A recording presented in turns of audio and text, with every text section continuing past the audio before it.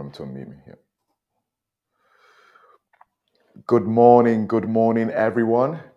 Welcome to another edition of UKBF Talks. Apologies for the slight delay, just having a few technical issues. Didn't drink enough coffee. So apologies for the technical issues. Wherever you join us from this morning, or I think it's afternoon now, let us know in the chat so that we know where to give you your shout outs and different things like that. So we're going to go straight in today. I am joined today by Olaolu, the co-founder and CEO of Economic Street.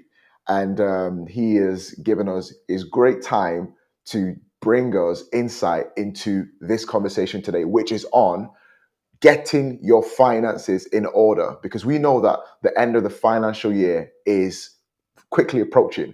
So as business owners, we need to know what we need to do to position ourselves ready to do that. What are the things that we need to be aware of? What are the things that we need to just shove to one side and really focus on? So this is what this conversation is going to be about today. If you've got any questions, you want a bit more insight into business finances and a bit more about accounting, and as a business owner, what you should be looking at and what you shouldn't be looking at, get it in the conversation, get it in the chat, and I will ask Olaolu for you. So let's bring him in. Good morning, Olaolu. Good afternoon, Jacob. Thanks for having me. Gosh, I keep saying morning. It is afternoon, isn't it? Yeah. How are you doing? I'm well, thanks. Yeah, I'm excited to be here, excited to have this conversation, and I think it's very timely as well. Yeah, no, it definitely is. It definitely is. So, just to, hopefully, you've got this answer in your head. I don't want to throw you in the spotlight and you're not ready. When is the end of the financial year that businesses need to be aware of? So the tax year ends on the 5th of April, 2023. So it runs from 6th of April each year to the 5th of April the following year. And financial years for companies can vary. Typically, you will have a 31st of March year end, but you can also have other variations. So those are the kind of two key dates you have to be aware of. And coincidentally, that's when the government also times their budget announcement, which they'll be making next week. Oh gosh. All right. So we've seen so many things happen in government at the moment, and the way things seem to be popping up every week, every day, every second. How agile do business owners need to be in the times that we're living in right now?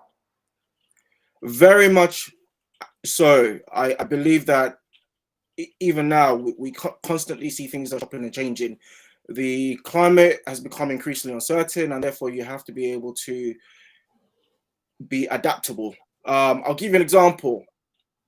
2024 was supposed to be the year of the introduction of moving from annual tax returns to quarterly tax returns, and the threshold for moving to that system was only £10,000, which is quite low. Recently, over the last few months, they've announced now that number one, they are extending the deadline for that introduction till 2026, and they're also raising the threshold from £10,000 to £50,000. So these are kind of the things that business owners, small business owners, need to be aware of and be flexible enough to adapt to, because regulatory framework and business environment is constantly shifting at the moment. And when it comes to platforms that business owners need to have their ear to the ground on in order to make themselves aware about what's coming up and keep themselves informed, as somebody who helps and advises business owners with finance, what are some of the places that they need to keep an eye locked on? I would say your general news outlets, particularly spreadsheets or broad newspapers like the Telegraph, the Independent. If you want a bit more intricate news, then you can head to outlets such as Bloomberg or the FT, the Financial Times, and just generally, even just the business section on the BBC can be a great place to start. If you're ever in need of a bit more information, but you're not ready to speak to an accountant yet, you can also do a bit of digging on the government website to read up their latest, articles, or find more details about certain legislation that you may wish to research a bit more about. All right, all right, all right. Let's calm down a bit now. Before we get carried away, let's get a bit more insight and info into who you are. So, for those watching, those listening, Laulu, who are you? Thanks. I am a small business owner myself, to put it succinctly. So I really know and understand the challenges that business owners face. I am an accountant by profession. I run my own practice as a sole practitioner. I have been doing that now for a few years. I am about 7 or 8 years post qualified. So I trained to become a chartered accountant, which I successfully did in 2015. So we're looking at about 8 years. Prior to that, I was at university studying economics. I left. And then once I qualified as an accountant, I also wanted to kind of go on my own entrepreneurship journey and explore that aspect of my personality, which led me to co-found Economic Street. And Economic Street is all about just providing financial literacy to all demographics. We started out first targeting millennials, but quickly realized that actually it's a generational issue. And we just wanted to find or be able to create or curate courses that could help people to better understand finances and different aspects of finances, from business finance to family finance. So that's a bit of a couple of the things that I do. I also run other businesses on the side. And yeah, one of the opportunities that I always enjoy is being able to speak on forums such as this to just provide a bit more insight. And when it comes to running your own business and also being very, very eloquent when it comes to and well versed when it comes to the structure of finance and the things that you need to focus on, how does that work out? Because I can imagine that works. That's a good marriage. But are there any times where the business side of you wants to kind of push further, but the finance and accountant side of you is like, okay, you need to kind of pull yourself back in. How does that work out? Definitely, I think it's always a conflict. As accountants, we like to account for every penny, but equally speaking, you've got lofty dreams, you've got lofty goals, and often at times capital can be restricted, or there's only a finite budget to do certain things. So you don't have to really prioritize and understand actually what your focus has to be in the immediate term. So I've not perfected it. I've not mastered it yet. Is an ongoing internal discussion that I often have with myself still. So check back with me in 12 months again and see how far along I've come. No, that's good. That's good. That's good. Well, it's good to be honest. The reason why we have these conversations and have these dialogues is to really get the real stuff about people who run businesses. Because running small businesses is it's not easy. Do you know what I mean? So really getting the nitty gritty and the actual value from the nitty gritty is what business owners need to be aware of, because you're, especially in the early stages, you're likely to go through more valleys, more tough times, and then when you get to the lofty heights, you appreciate that journey a bit more. I think So definitely, I can definitely echo the sentiments, and I think especially if you're doing it full time, as opposed to holding down, a job to then support your business dreams, can also have its own nuances. And it's not for the faint-hearted, but I definitely do think it's a rewarding journey, especially for those people that do have that in their locker to want to go on that path. yeah, yeah. All right, let's get straight to it. Why are finances so key for any business? Uh, the long and short of it is that's the engine room of any business. If you don't have a good lid on your finances, then how can remain in business for the foreseeable future? In accounting or finance, we call that going concern, remaining a going concern. So ultimately that revolves around the capital structure of the business and the finances, and just making sure they're very healthy. Your finances help you in terms of decision making. It helps you to plan for the future. It helps you to know how to allocate your budget or your funds appropriately to all the various activities of the business. And therefore, because of that, it's paramount that you do have a good understanding, at least a working knowledge of what's going on financially with your business.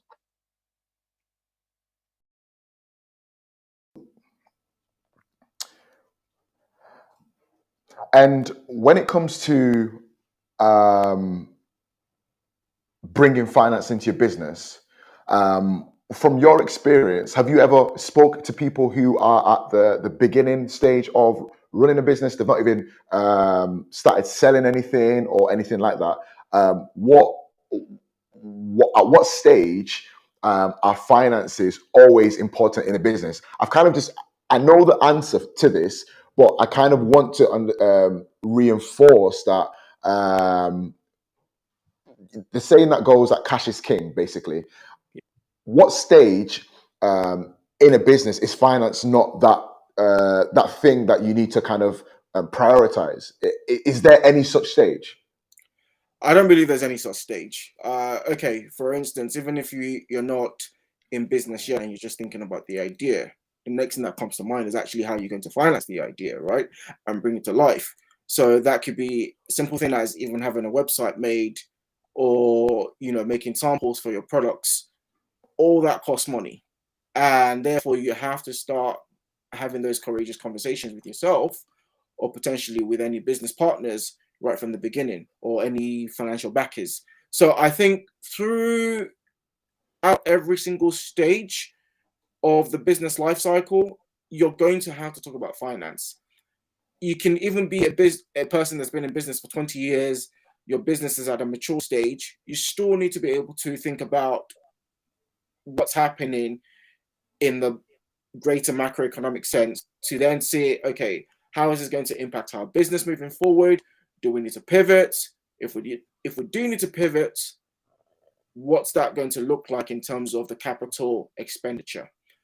And you're seeing that even with businesses that have been around for decades now, especially, for example, in the automotive industry, there's now a huge shift from combustion engines to electric vehicles. And Yeah. that again is having an impact on their finances and ultimately their bottom line. Because ultimately, if you're in business, it's about survivability, and you want to survive in order to make a profit moving forward and to create a business that is self-sustaining. So you always will need to have conversations in and around money.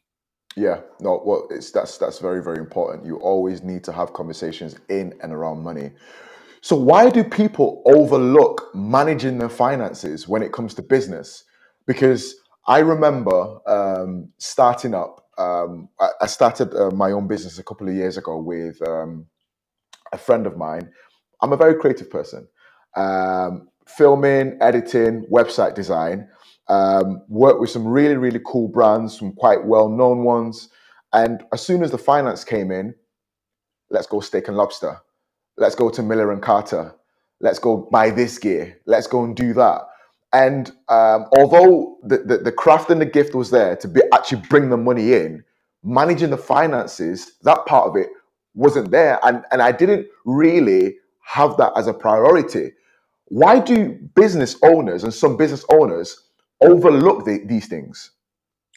I think it's a combination of factors, and it is a very good question. I think one of the primary reasons is some people just think the learning curve is really steep, or that it's such a complicated area of, really knowing or understanding business. And I think that's why they tend to shy away from it. It's kind of like, if it's out of sight, it's out of mind, not knowing just how serious of an implication and bearing it has on the actual business. So I do think that's one of the primary thing. And I also just think, when you're even just browsing news, some of the terms, the lingo, doesn't make it easy to bridge that gap. And again, that could be a factor that then puts people off from really taking control of understanding the finances of their business. Then again, some people in the personality, they spend first, think about the consequences later. So you kind of have a range, but I definitely do. I can empathize with people, especially if they don't have a background in finance or business. But I would encourage them to just jump at it, jump in with both feet, learn, become an information soaker, and worst case scenario, you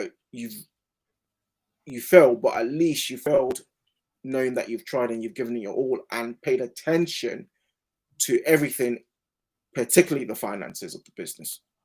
Yeah, I guess this leads me on to my next question. So, as a business owner, when we start our businesses or are thinking about various projects that we're looking to do, um, a lot of us may not be able to afford an accountant, right?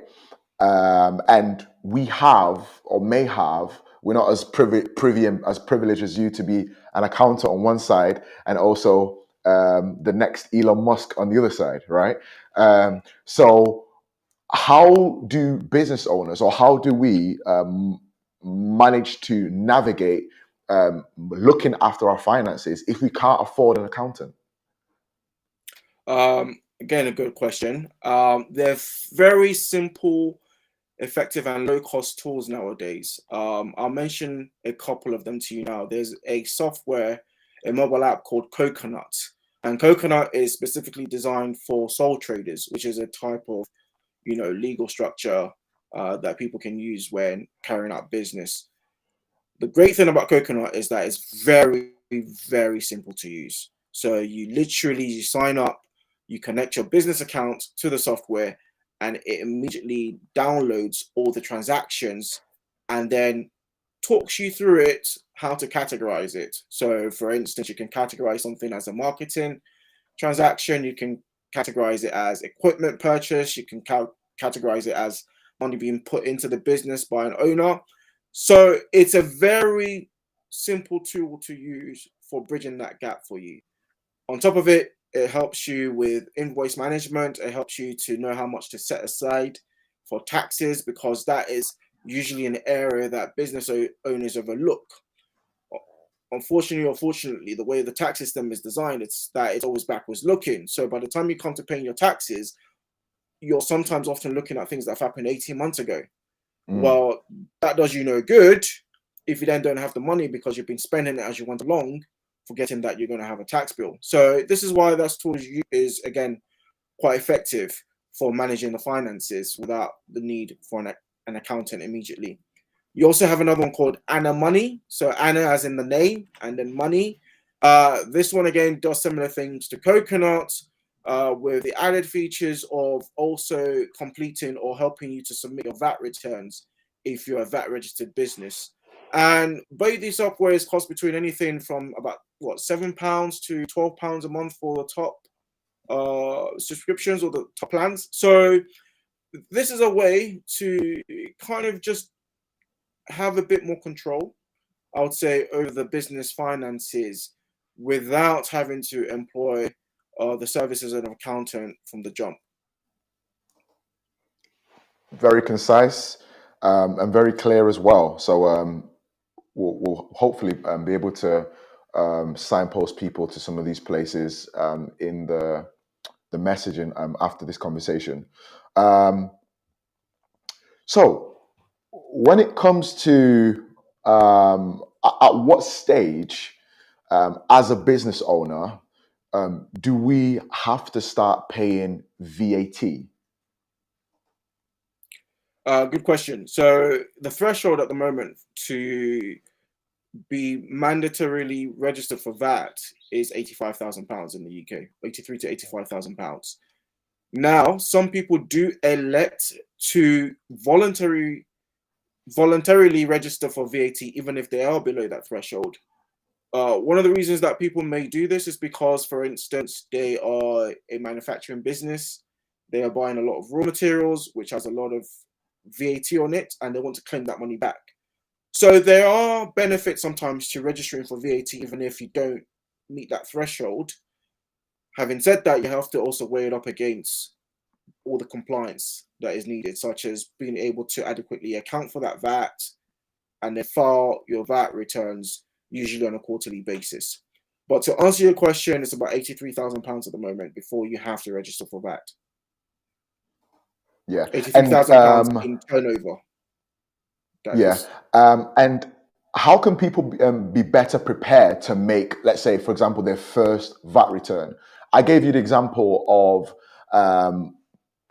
started a business, everything that came in, well, not everything, I wasn't that stupid, but most things that came in, looking to uh, take my uncle to buy this for my mom, I need to eat, um, sometimes need to pay some bills, need to pay for Squarespace.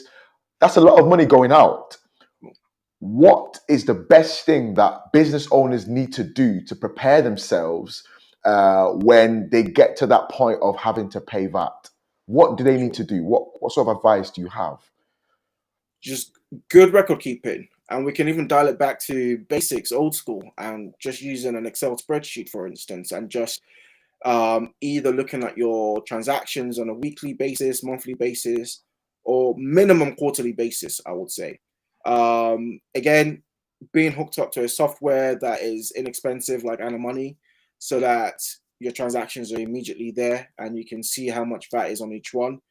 Making sure you keep all your receipts and invoices, using a cloud-based solution to store your receipts. So, for instance, Google Drive, you can start there. I think it's also, based on what you've just said, it's good to highlight something that one thing that business owners need to get into the habit of doing is actually separating their personal expenses from Yeah. business expenses, because often the times they conflate the two. In the eyes of the law and in the eyes of the government, your business is a separate legal entity often the times. So you don't want to, I don't know, buy a pair of trainers on the business account, for instance, Uh, which some people get into the habit of, because that is not a business expense. Everything yeah. has to be business related, even commuting. If you have an office space, that's just commuting to work like any regular person.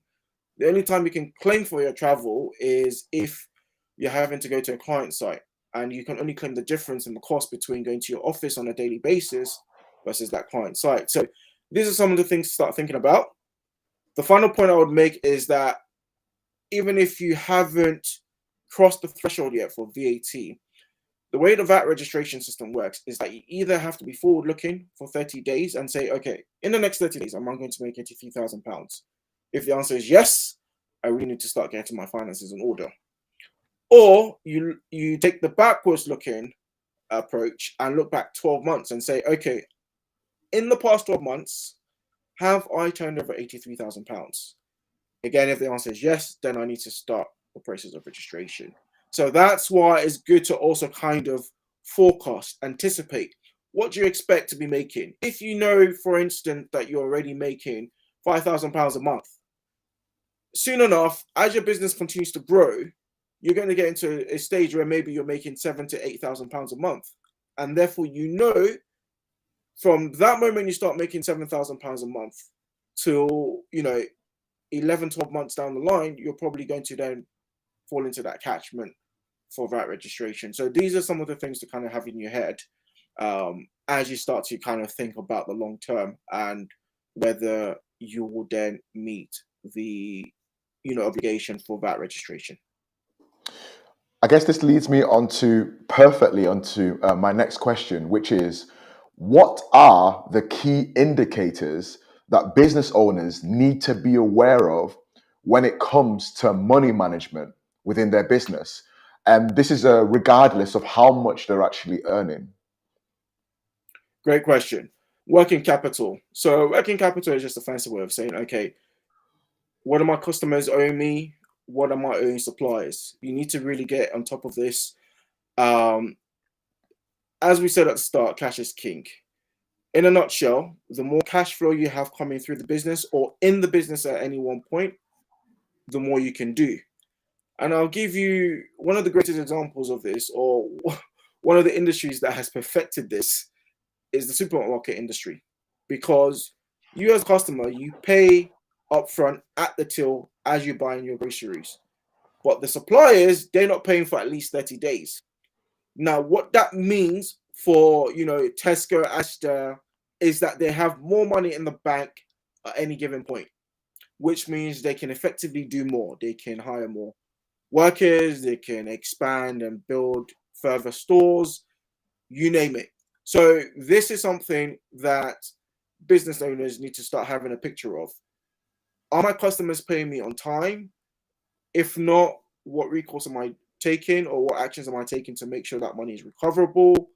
In terms of my suppliers, what relationship do I have with them? Can I extend the payment deadlines? Again, with my workers, do I have enough money to meet all the payroll obligations, which includes not just their income, their salary, but also the taxes that go along with it, And pension as well. and pensions. Correct. So this is all the different elements you have to kind of be thinking of and juggling at any point in time. Now, a couple of things can help with that. If you really want to take it a step further and have more control of your finances, then you need to be thinking about, monthly management reports. That simply means you're looking at, the balance sheet, the profit and loss, the cash flow statement, which are all elements of company accounts if you're a limited company. And yeah, just analyzing that and reflecting on what's happening, because there's a difference between selling a product and generating revenue versus cash. Profit is an entirely different concept, an accounting concept that basically describes the process of, I've sold something or I have bought something, but that more reflects when the transaction has occurred or taken place, as opposed to where cash has changed hands. And that's something that often at times business owners can overlook, is when is the point that cash is actually changing hands? Is it after the transaction has occurred, before the transaction or the exchange of goods and services has taken place? These are the kind of things that we really need to start thinking about in being able to really soundly have a control over the finances. Yeah, you just mentioned profit there, and one question that I know that I've asked myself over the years, but I know that also flags up in the mind of just anybody in general, is what is the difference between gross and net profit? Great question. So gross is simply put what you've sold, and the income you made from that, minus the cost for producing that item. So I'll give you an example. Plastic cups. Let's say you sell plastic cups. You sell each cup for £1, and it's cost you 50p to make that cup. Now your gross profit is 50p. Net profit, slightly different concept. That factors in your other costs of actually bringing that product to market, the plastic cups to market. So that could include your rent, office space, electric bill, internet, salaries, overheads, etc. You name it. So, and then the distribution, the packaging, the postage and packaging, and marketing. So net profit is the final figure after you've deducted all your costs. Very clear, very thorough breakdown. I like it. So if we roll back a few years ago, I'm not going to mention the what happened in the world, but I'll just use a nickname. We'll call it the Roni Rona. I think you understand what I'm talking about. I do. So during the Roni Rona, a lot of businesses were able to get access to some loans, and many years later, some of these businesses may be struggling to actually pay back some of these loans. Can you tell me, from putting your accountancy hat on here, were these loans good things, especially for startups and small business owners? And also, the next question leading on from that would be, if somebody is struggling to even pay those loans back off, what can they do? Great questions, or great couple of questions. So, first one, were they a good idea? Well, ultimately, the government had to step in and provide some level of intervention. Otherwise, you would have ended up with a catastrophic situation where millions of people are out of work and businesses have just gone under. So they had to do something. Now we can have a separate conversation on whether the approach they should have taken was providing loans or providing grants. The fact that they're providing loans at interest rates below the market is a good thing. Is it a good thing for individual businesses? Well, that depends on what the trading circumstances for those businesses were. And that was down to individuals, directors to reflect on their own specific business in against the backdrop of the wider, picture, global economic picture, and say, right, okay, do I need this money? If so, how much do I need? And that was a question they alone could answer for themselves.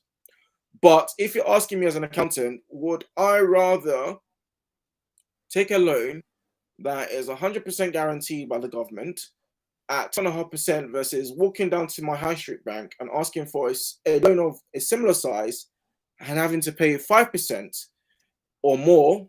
Then the answer is clearly yes. I would rather take that option because it's about the opportunity cost of capital, as we like to say in finance. And it's better to have a loan that is cheaper, quote unquote, on paper than a more expensive loan. Now, if moving along a few years later, and the picture for the business has not changed, and now they're struggling to meet the repayments, then clearly that something needs to be done. The one thing they can't do is ignore it and just wish it will go away. Most important thing is to contact the bank and see what agreement or arrangement can be made. Now, if those loans were taken out in accordance with the specifications, i.e. legitimately, then we know that the bank can always recover their money from the government, worst case scenario. Now, if people, for instance, did take out more than they were really entitled to because it was all about self-certification at the time, then sometimes that's when personal guarantees can kick in and they can try and come after the director to try and recover that. Either way, I always speak to them first, exhaust all the options available for the loan. Again, this is probably one of the advantages that those loans had over traditional loans, in the sense that, they came with many stipulations, like you can take a payment holiday, you can take an interest holiday 3 times in the case of the bounce back loan. And obviously for the first year of the loan as well, the government was paying the interest on it. So definitely speak to the bank first, see what arrangement can be made, and then go from there. Sometimes what ends up happening is that you can enter into something called a CVA, so company voluntary agreement, where perhaps you even agree to pay a lower amount over time, as opposed to pay nothing. And sometimes, well, banks will rather see some money than no money at all. Yeah. No, that's very, very concise. Thank you. So the next question I have for you is, what do business owners need to do to get themselves ready for the end of the financial year? What do they need to be aware of? Great question. So first thing, again, I will say is just having a summary of all their transactions, whether that is in Excel, whether that is using a software solution. With the software solutions, it's, like I said, it's more automated, so it's a lot easier to keep track of things. And you can get downloadable reports from those softwares to tell you, basically give you a summary of what you can be declaring or what you should be declaring.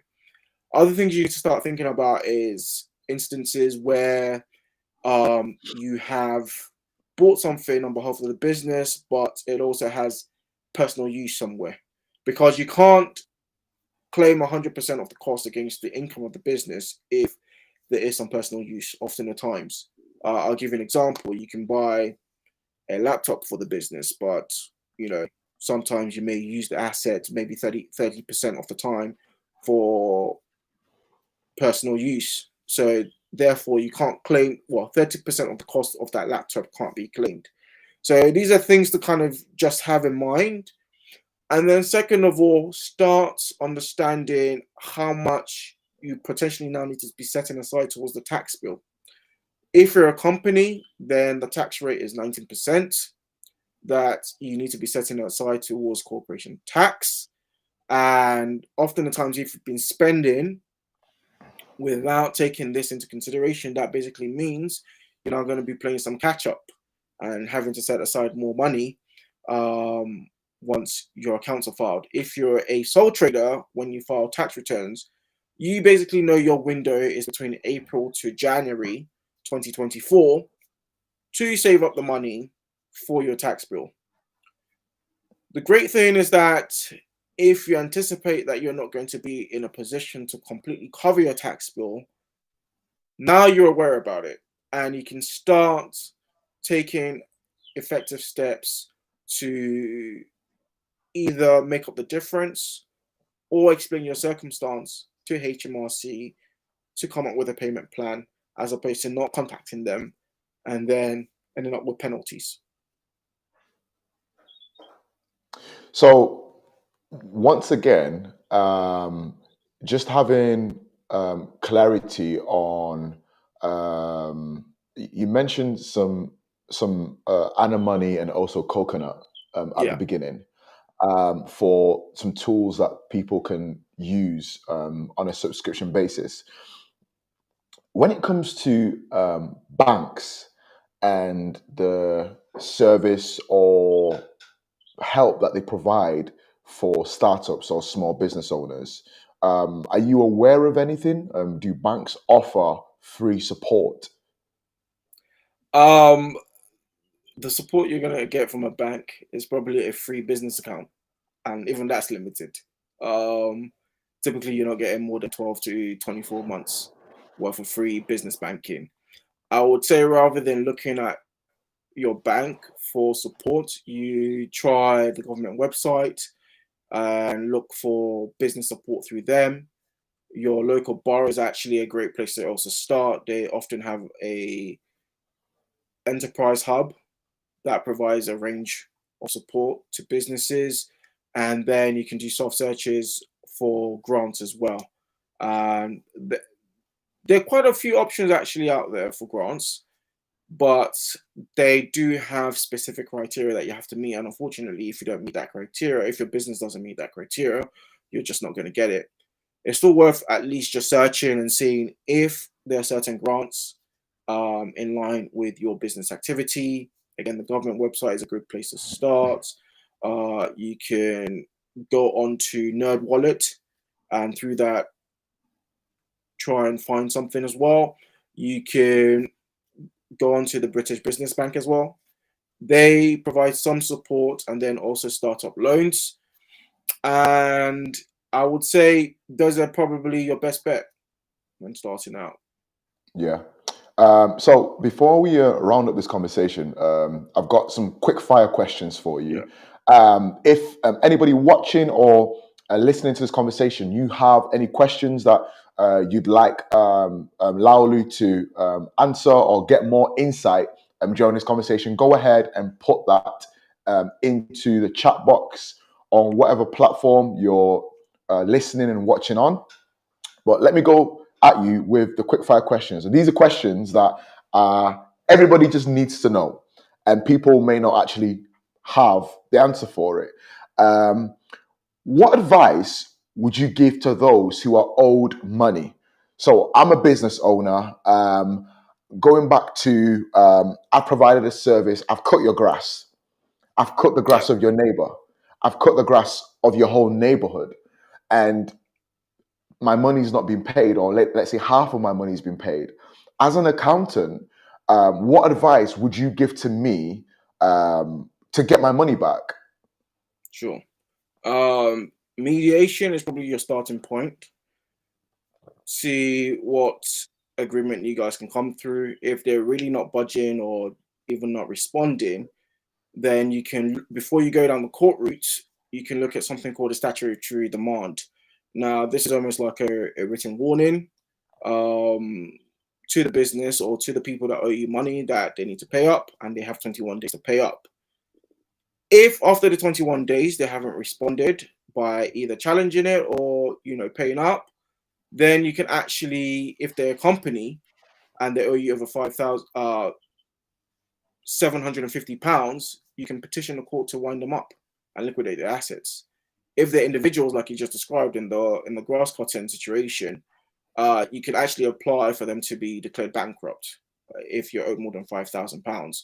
So that's some of the things you can do. Statutory demand.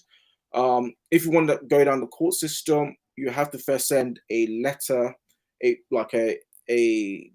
letter of payment demand. If that's not successful, then you can apply for the court to basically issue a judgment against them. Once that judgment is issued, they still may not respond, and then you have to go back to the courts and ask for them to enforce that judgment. And that's when the bailiffs or enforcement officers will then get involved. Obviously, that can then be expensive, and you may weigh up that, number one, how recoverable is the debt? Because, for instance, if I know we're just talking about cutting grass, but if that's a company that owes you money and that company is already insolvent, then you're most likely not going to get your money back. So you're probably wasting your time. And the reason you're not going to get your money back is that the government has something called preferential creditors. So that means banks will get paid first or before you. Employees of that business will get paid before you if they're owed any money, outstanding wages. So there's often not going to be anything left. So that's why you want to check the actual trading status of the business. Now, if it's fine, yeah, if they're still actively trading and they've just been belligerent, then you can take this recourse, and then you can also apply for your legal fees to be covered. One thing that you can try and do as well, like I said, statutory demand, you can go onto the government website, look this up, they'll provide you with the forms. You can also go to small claims online. So His Majesty, I beg your pardon, His Majesty's Courts and Tribunal have a small claim online service as well that you can use for recovering things up to, I think, £100,000. So these are some of the avenues you can use to try and recover that debt if mediation doesn't work. Goodness me, I wasn't expecting such a concise and thorough answer. That's very, very thorough. Thank you very much. Another question that at some stage many business owners, small business owners, startups will get to the stage of is hiring staff. Yeah. But at what stage or when should somebody consider hiring their first employee? You have to be aware of your business needs. Hiring employees, hiring staff is a huge undertaking financially and ethically, compliance-wise, legally, everything, the whole schmeal. So you really have to think about it. Do you have the capacity in terms of the financial muscle to be able to afford this employee? Because like we spoke about before earlier on, once you start paying employees or once you hire an employee, you have certain obligations towards them. One of them being pensions, and pensions are very expensive. I think the current earnings threshold for somebody to be an employee to be entitled to a pension is about £9,000, £9,000 or £10,000. So it's quite low, and you have to be able to offer a company pension scheme. They can choose to opt out, but it has to be there. It's not something you can coerce them to opting out of either. So I would say that's what you generally need to think of first. Can I really afford to hire a staff? Okay, if I can, what does that contract then look like? Is it on a temporary basis, permanent basis, or part-time, full-time, that type of thing? Versus maybe you consider a subcontractor where you don't have as many of those responsibilities, legal and financial responsibilities to them. Yeah. Next question that I have for you. When should I pay myself? When should I pay myself? It's not a popular answer, but you get paid last. You're the last person on that whole roster of people. Your employees come first, the bank comes first, the taxman comes next, and then you. So that's why they often say, the business owner carries the major risk. But usually, when things then, when the good times come by, you just stand to gain the most because of all those people that you're answerable to or responsible for. Okay, so can I go to Dubai? Can I go to Switzerland? Are there any benefits for me going there? Do I still have to be last even if I go there? If you can justify it as a legitimate business expense, and you will have to be, the burden of proof is on you. So that means, do you have conferences out there? Are you attending business meetings? Are you meeting with prospective clients? And then there are also specific subsistence rates per country per day. So that means you can't just go there and say you're 3 nights in Dubai, I'm going to spend all this money and claim it back from the company. No, the government actually has written up how much you're allowed to spend per day, per diem. And it varies from sometimes even city to city, let alone country to country. So these are things that you have to be aware of as well. But try and make sure it's a justifiable business expense, or you can show or demonstrate it as being undertaken for business purposes. Okay, you've blown my bubble there. So that's that's fine. That's fine. We're just going to read some of the comments that we've had here. So, well, right from the beginning, we've had quite a few comments. Someone said prioritization is key. Not every day buy a Tesla. Spend first. Think about the finances later. I think that person was like, oh gosh, I have to. Yeah, okay. Someone said effective and low cost tools. I think that was in regards to the tools that you gave some recommendation on. My last question that I have for you today, because this conversation is about getting ourselves and our finances when it comes to our businesses in order. What are the main things as business owners we need to do to get our finances in order? Great question. First is understanding just how important finances play a role to your business remaining a going concern and being able to stay in business. That's the first thing. Once you're able to accept that, then the rest starts to fall in place and takes on a natural, what I deem to be a natural flow. In terms of things that you need to do, is make sure that you know what your outgoings are, what your incoming is. That's as basic as that. Understand the timing of your business. So, for instance, if your business is seasonal, maybe, for instance, you're a tutor, then you know that certain times of the year you're going to be more busy, maybe around exam time or the start of a new academic year versus other times of the year. And therefore, you need to structure your business activities around those times of year to maximize the opportunities that those moments present. So that's the second thing. Be aware of the cycle of your business. Third, be aware of all your regulatory requirements. So, what does that mean? If you're in a business where you're having to collect or process consumer data, then number one, you will also have to be signed up to the Information Commissioner's office. That means that for the privilege of being on the database, they're going to charge you about 35 or 40 pounds a year, depending on how you pay them. Other things include just data protection and security, being aware of your responsibilities to stakeholders such as Companies House, if you're a limited company, or HMRC for taxation purposes.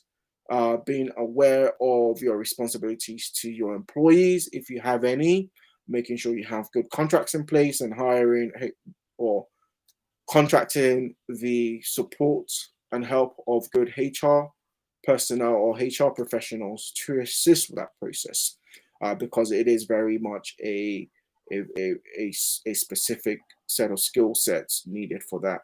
And those are the three things that I'll say you need to really have a good grip and understanding of. Yeah, well, I'm definitely going to go back, and even as I go and evaluate this conversation, definitely make a note of that, because I think it's worth really understanding the key points, the key simple points that business owners need to be aware of to get finances in order. As we established at the beginning of the conversation, um, when you've got a plan, when you've got this big dream, you've got this big vision, at times the day-to-day running of your business, especially the finance aspect of it, is overlooked. And um, there are tools, there are things and systems that can be followed and put in place to make sure that these things aren't overlooked, because otherwise you're going to hit certain points and certain timestamps in your financial year that you're going to come stuck because you've not fulfilled certain obligations. So yeah, paying attention to the finances, utilizing, like you said, keeping it simple, spreadsheets, these different things like that. Definitely things worth doing for anyone starting up in business, anybody thinking to start up in business, and also some of the tools that Laolu mentioned there about coconut, something that we're familiar with. At UKBF is antimony. So utilizing these tools are things that we also recommend as well. So all in all, just really want to thank you for your time and the insight that you've brought us this morning / afternoon, Laulu. Really appreciate your time. Before we close out, are there any final remarks that you'd like to make in regards to this topic in general? Yeah, enjoy the journey. I think often at times, because of all the responsibilities, we tend to lose the zest, the passion, or just, find joy in the little moments. So that's something I definitely encourage. Um, Always be willing to ask for help if you don't understand something. If you can't find the answer on the internet, reach out to people in your community, in your network that have an understanding or can connect you to people that can even, just offer you free, 15 or 20, 30-minute consultations. And third, exhaust all avenues for getting or obtaining as many free resources, whether that be financial, whether that be human capital, to you at your disposal. So, you know, even partnering with universities or schools to give young people some work experience can be a great way to get some extra help within your business Mm. without necessarily then taking on an employee and having, you know, more heavier financial responsibility. So yeah, that's my last 2 cents. Yeah. Well, thank you very much for your time this afternoon. We really appreciate the value that you've brought. And we wish you a swell day. So have a great day, Laulu. I'll speak to you later. Cheers. Thank you. Thank you guys for joining us this afternoon once again. Tomorrow is Wednesday. We will be releasing another episode of the Grow podcast, where I speak to business experts such as Laulu and really attain the gems and the nuggets in different areas of business, whether it's sales, whether it's marketing, whether it's finances, whether it's attaining investment for your business or your startup. The Grow podcast goes into the exact elements that you need to know and we need to know in order to grow our businesses. So listen out for that. If you're on Apple, if you're on Spotify, if you like to watch, it will be on YouTube as well. If you've not already subscribed to Grow or to Drive, our other podcast, head over to our YouTube channel, subscribe to UKBF on YouTube, subscribe to the Grow podcast on Spotify or Apple or whatever platform you do listen on, and follow us on the journey of learning and growing together. UKBF, UK Business Forums, is the largest online place of small and micro business owners, where it's a community full of people on the same journey. Whether you're starting up in business, whether you've been in the medium stages of your business journey, or whether you're smashing it, you're a millionaire, you're Elon Musk. All these different people are within our community, and it's all about support. A peer-to-peer platform to support one another. There's free resources on how to put yourself in a place to get seen by investors, how to lay out your marketing plan, how to better position yourself to manage your finances from experts such as Laulu. So head over to ukbf.co.uk to find out more information, and it's free to join. So why not make the most of it? Thank you guys for joining us this afternoon. I hope to see you in our next conversation, where I'll be speaking to Cami about how to best utilize Instagram and TikTok to actually make money for your business. So see you in 2 weeks' time. Have a good one.